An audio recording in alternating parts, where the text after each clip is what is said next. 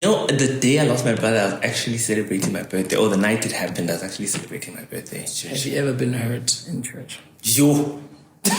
Yeah. So what does TikTok look like in 2024? Is it still a thing? Can someone still start afresh? Sanbonani, welcome to All Things Leadership Podcast. Sometimes in leadership, we are faced with difficult decisions that we need to take. And you know what life has highs and lows. Welcome to All Things Leadership Podcast. My name is Unhlakanipho Ngwagahadebe. Today, I have such a great privilege to interview one of my biggest mates, Upila. He's been in leadership spaces and he currently resides in Johannesburg, and he's quite big on social media, and he's a musician. Please help me welcome Pila Malevu. Oh, Sande. Sande's at A. Sande. Sande's are. Pila Sande. Pila Sande. Yes. Yes. Welcome, friend. Hi, friends. Just gonna be yourself. Okay. Yeah. Kunjani, for the sake of our viewers Okay. and listeners, please give us a bit of a background. Ukulelepi. Okay. And yeah. Inganjani family yako. Okay, my name is Pila Sande Malevu. Gikulele escort. No, we don't have a Poloni factory.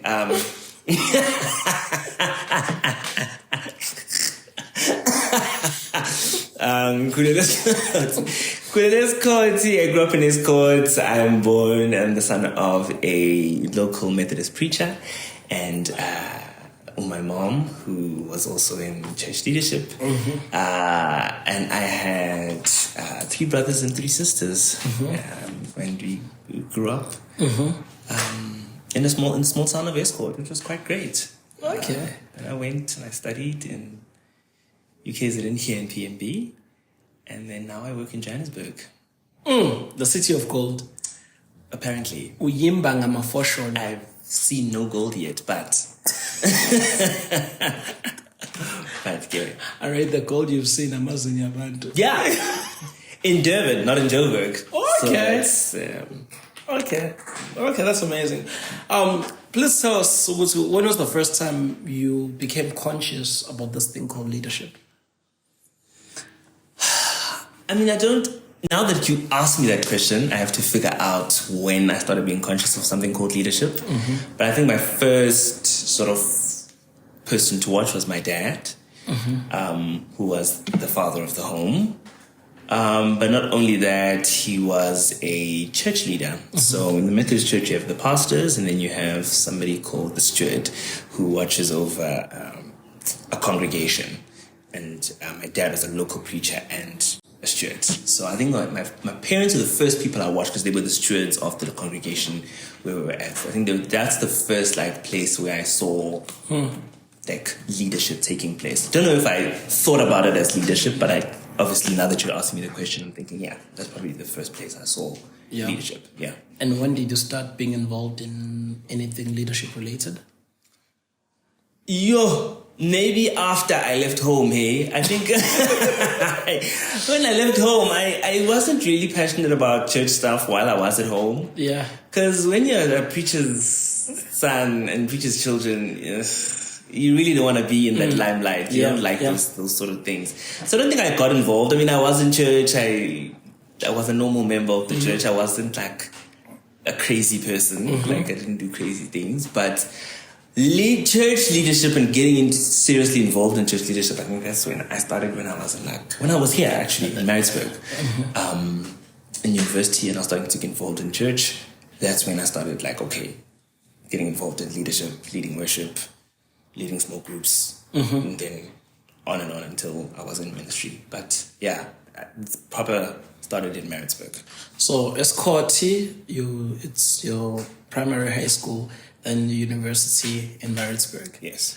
Yeah. And what are some of your fond memories about Pietermaritzburg? So many. Yeah. I have so many. I think I learned how to live in community in Maritzburg. I had such beautiful friendships in Maritzburg, many beautiful friendships, like yourself. Like yourself, we're still friends till today. Imagine. We knew each other when we were size 28 till today.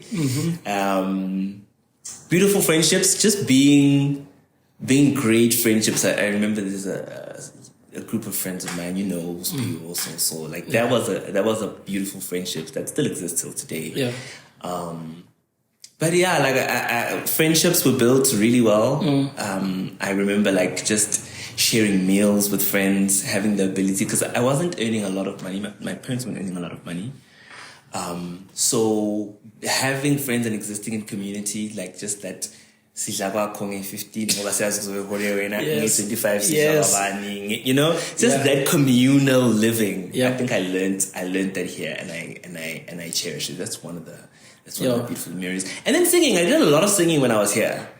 Like I did the foundation of, I think, the musician I am now definitely happened when I was here, because I did a lot of worship leading in my youth.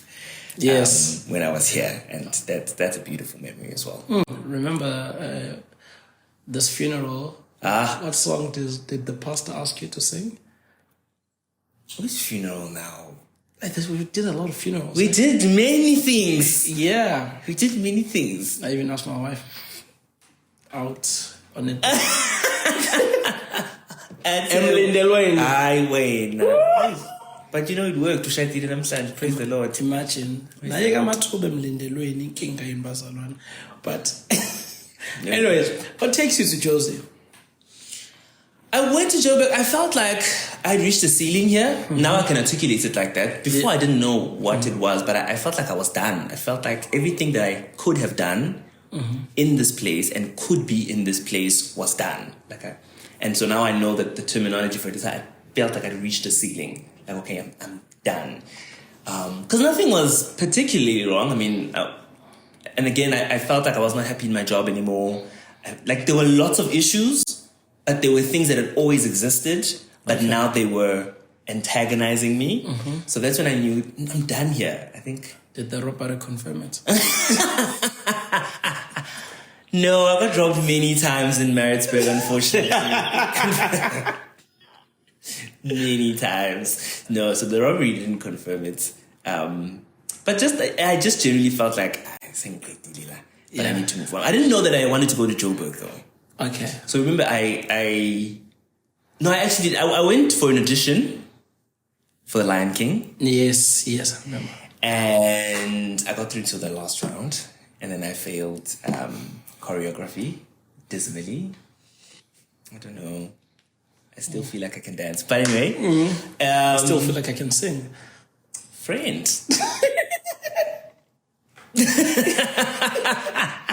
My dancing, you're singing. Yeah. Oh, I'm not sure. So I went for the audition, but I wanted to go to Joburg, but I wanted to go when I had something solid. Like a job. So I went home for a bit, applied for different things from home. And then I realized, no, I can't do this here. I need to go to Joburg. So I went and I visited a friend of mine, with the intentions of really finding something in Joburg. I told my parents that I had an interview in Joburg, which were lies. Wow. Wow. Because they wanted to know the way I was going. And I was like, okay, I'm going to an interview. But within 3 weeks of being in Joburg, I really did get an interview. Amen. And got a job within a month. That's great. Of being in Johannesburg. Yeah. Sure. Yeah. So now you're in Josie, and something tragic happens in your family when you lost your brother. What happened? Yeah. I lost my brother. The day I lost my brother, I was actually celebrating my birthday. Or the night it happened, I was actually celebrating my birthday. And so I had a birthday celebration that ended at 2. And in the morning at 6, this number kept calling me. Very early, even before 6, kept calling me. But I was like, gosh, I'll see it in the morning. And then I answered the call, and it's my aunt. And my aunt is like, your brother's been shot, and he's passed away. And so, so that was huge. because my brother was young, 2 children, young wife, very young wife. I think the wife was my age and I was like 26 at the time. So yeah, that happened when I was in Johannesburg. And then what changed? What changes? How did it change your family dynamics and stuff like that? And how did this event change things? My brother was. My brother was like what? Like everybody had relationship with my brother. Okay. You know what I mean? When you have relationships, yes. My parents were very close to my brother, and every one of us had a connection with my brother. So it was like we lost that centerpiece that was able to hold us like together. Sure. So after I lost my brother, I realized that my parents have so many needs. It's like, why are you people calling me? Yes. But I realized, oh my word, my brother's gone, and this was probably my brother's role. But like there were so many things that ended up like being communicated to me by my parents and just generally by my family that I was like, Yes. you know? But I realized, okay, this was like my brother's thing. Like my brother was taking care of my parents, and I realized how much he'd been doing. So that was a big shift for our family. But I'm all the way in Joburg, so I think we've had to shift and figure out how to be new. Death will do that. You know, you have to rediscover who you are without the person. So we've had to rediscover ourselves as a family. I think it's brought us closer together. I think it's changed us. I was actually thinking about it the other day. I think it helped us introduce each other to each other. I think we were, as I said, right, this centerpiece, and we're all just around this piece. And now the person we all know is gone. So now we've just had to like be closer, know each other more, you know. So I think the dynamic in my family had to change. But yeah, that was it. I think we're much closer for it. But death will do that, make you realize what you have. And how did you heal? How did I heal? I mean, you know, you go to counseling. I did a lot of therapy. I love therapy. You know me. I work for a wellness company, so I did a lot of therapy. I did grief counseling. I did grief courses. But I don't know, man. You give it time. You think. You journal. You cry. I don't know. I think you do heal from grief, but like. It's a journey, as people would say. Yes, sir. It looks different in different seasons. I feel like the journey of healing from grief is like someone described it as like a spiral, but that's going up because it feels like you're crying about the same things but differently. You know, you're getting better but from a different angle. Because 1 year you're like, he should be here for my first car. He should be here for my, you know. So you're crying about different things, but at different spaces. So you just come to terms with it. We are born now. But there's a point where you cry differently every year, and you find yourself in a different space every year. Sure. Yeah. So in Maritzburg, you had a community, you said. Then in Joburg, are you isolated? Are you part of a community? If you are part of a community, how has that helped you develop as a leader? Being a part of community, I don't think anyone can do life by themselves. So I don't even think it's like a leadership thing. But I guess if we're talking about the leadership context, being in community nothing is ever done in isolation successfully. You're not even born, like you're not born to exist on your own. You know, a baby's born to the hands of doctors and raised by a whole community and so on and so forth.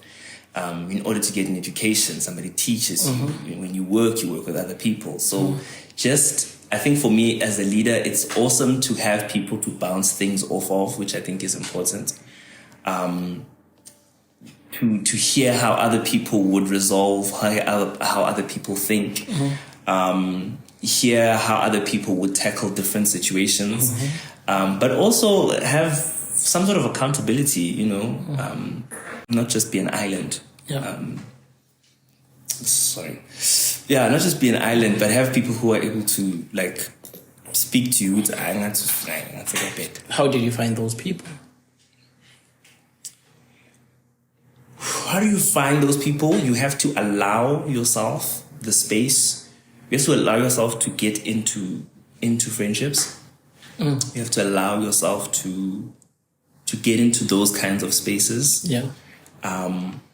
But you have to also be vulnerable in those spaces. Now, I'm not saying be vulnerable with the world. Yes. But you have to find those 2 or 3 that know you deeply, work on them intentionally, 100%. and then open up yourself to being teachable. 100%. You know, to being called out, you know.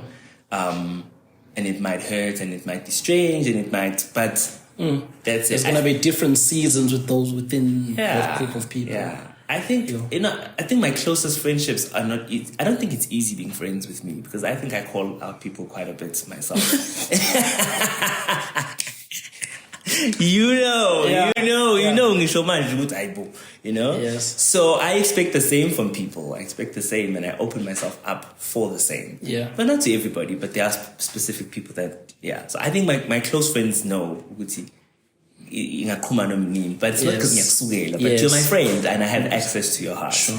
So just doing intentional friendships with the few and opening up your heart 100%. for that space. Yeah. And I guess you go to church. I do go to church. Have you ever been hurt in church? Yo.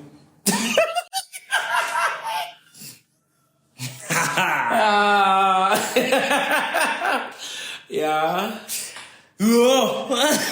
That was what's in It's gaga. A lot. I've had a lot of church situations, church hurt. A lot of it I don't think I can say on camera. But I've definitely had to go through being hurt by abazalwane, being lied to, being let's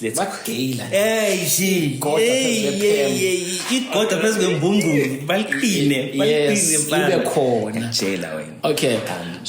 So what do you make of this notion, Leti? What do you think, Leti, we left church and not God?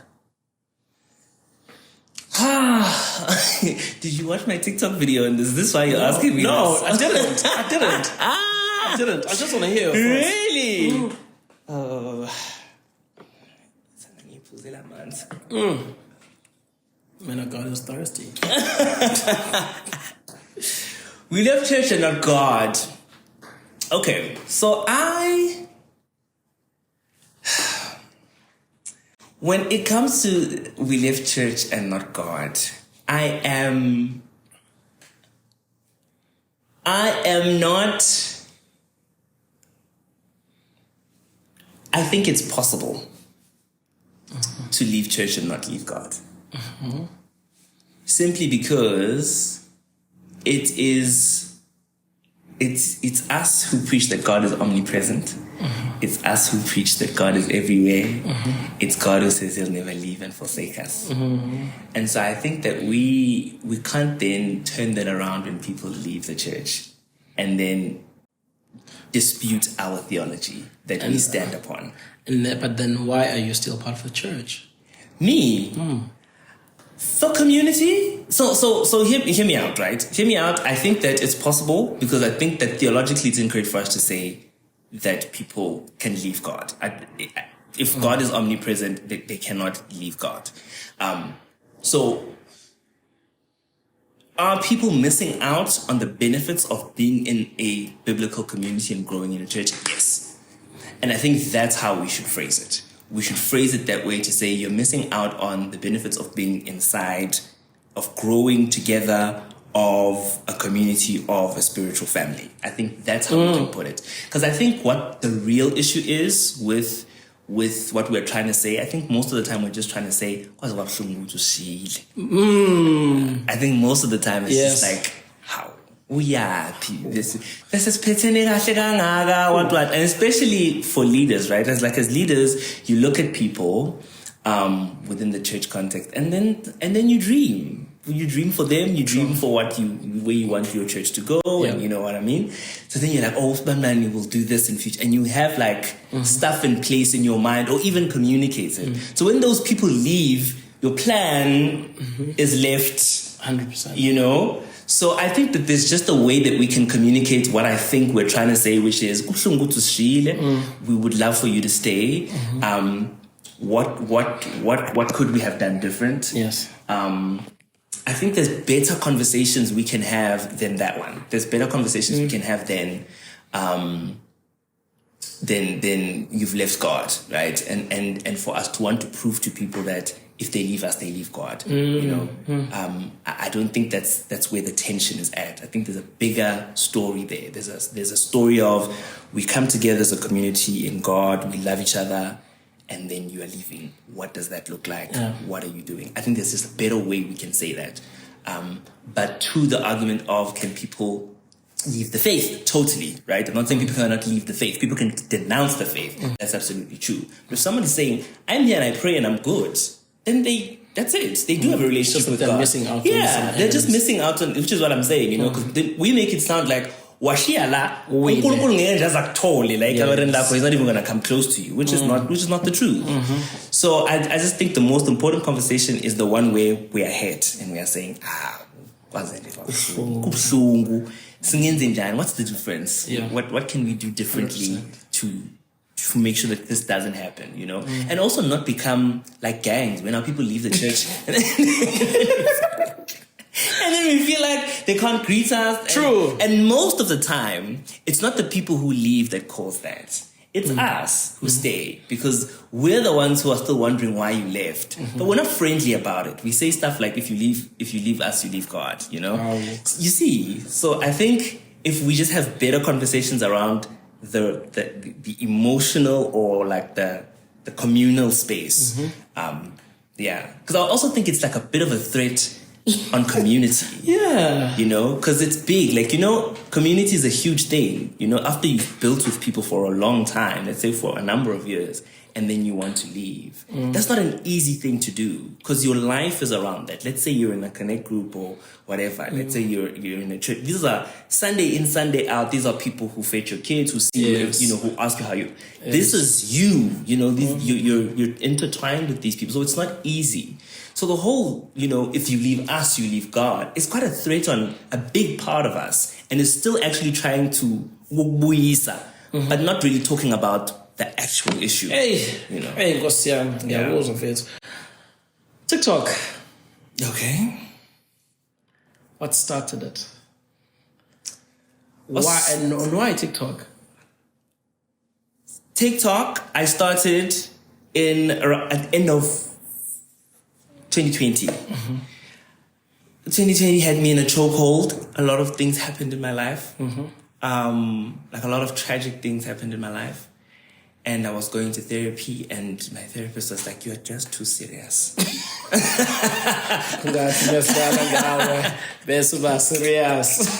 Anyway, literally, my therapist was like, "You're just too serious. Just do something fun. Every week, find something fun to do and just do it."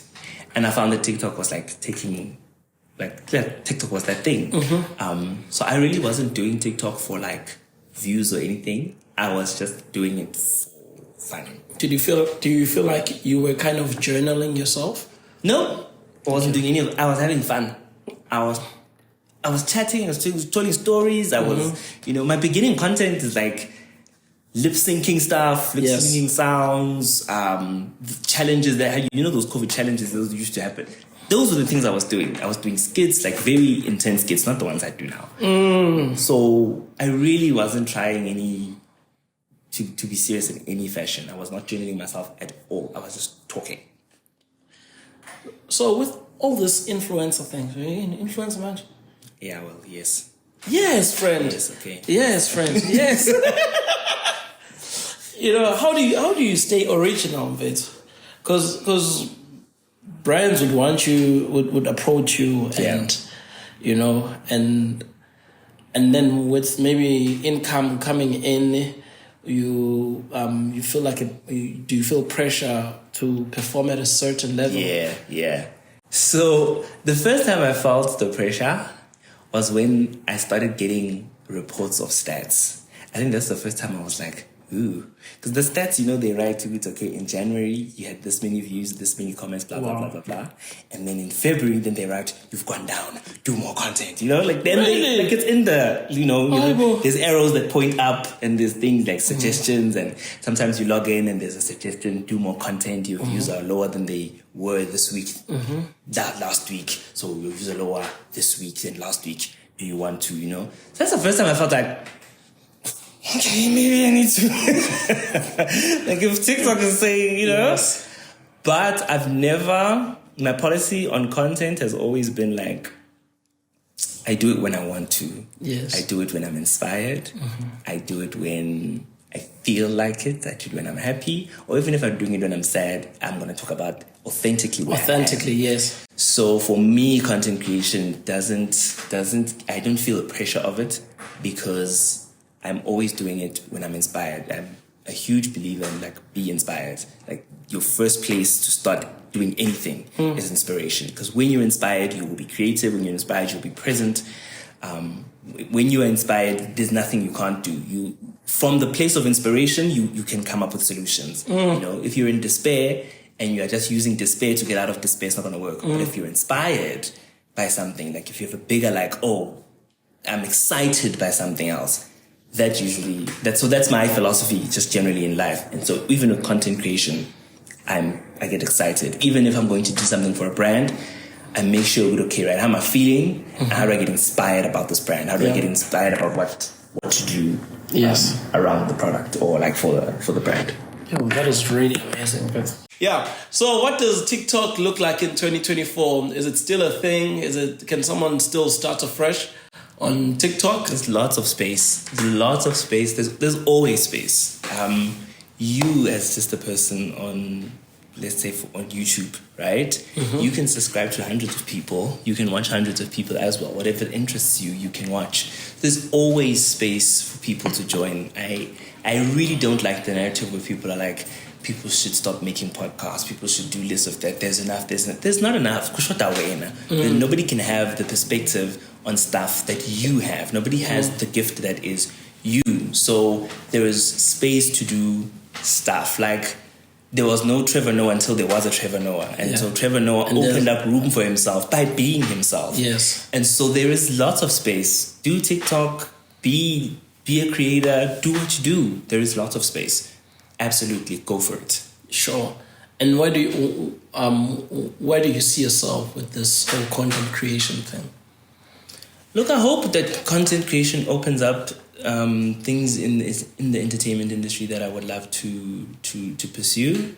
I'd love to pursue some presenting. I'd love to pursue some acting. I'd like to do ads. I'd like to do this and that. Go more into MCing, which it's opening up as well. So those are the kind of things that I'm enjoying, that it's opening up. So we'll see. We'll do more of that. Okay, that's cool. Now tell us about your music. My music? Yes, friend. When you're part of a choir, secondly, you release music. What's happening in that space? So I'm part of a choir called Quava. I love Quava. Quava. It's not Quava, it's Quava. English. It's called Quava. And Quava is a great choir. We are an international traveling choir. We've been to Italy, we've been to Spain, and holding thumbs next year we're going to Germany. So yeah, I mean, I've been a choir boy since I was in grade 4. So I've always been singing for choir. I'm 32 now, going to be in 33 this year. So that's something I love very much. And then I am releasing my first single this year. Wow. Called Impilo. Impilo. Yeah. Why did you join the choir? What was happening in your world for you to say I was joining the choir? I've always wanted to join a choir. Quava, I've always looked at. I've seen some of the videos online, and I was like, "What a fantastic choir!" Amazing. but then I always felt like I'm very busy, and like choir demands like it's like you must have capacity for it. Like it's rehearsal is once a week, 3 hours, and there's one Saturday, one weekend actually a month, So there's a lot of that it demands. So I always thought I was too busy, and to be honest, without sounding hooey-gooey, it was really like a God move, because it was like I felt like I needed to join a choir, and I felt like God was like, join a choir, and I was like, I don't have time. It was like, just join a choir. And I did. I didn't even know they were going overseas when I joined them. So at the audition is when I found out they're going overseas, and I was like, oh, look at that. Which was great. But yeah, so yeah, that's why I joined the choir. But my philosophy, even though I know not everyone can, especially not you, is everyone should join a choir. Sajok. Everyone should join a choir, just for the community, just for also just the discipline and just the beauty of music. Like for me, choir is not about performance. I love rehearsal. Like rehearsal for me is the thing. Just listening to beautiful music, just sitting there and absorbing the beauty of music. Because there's something of God that's in singing.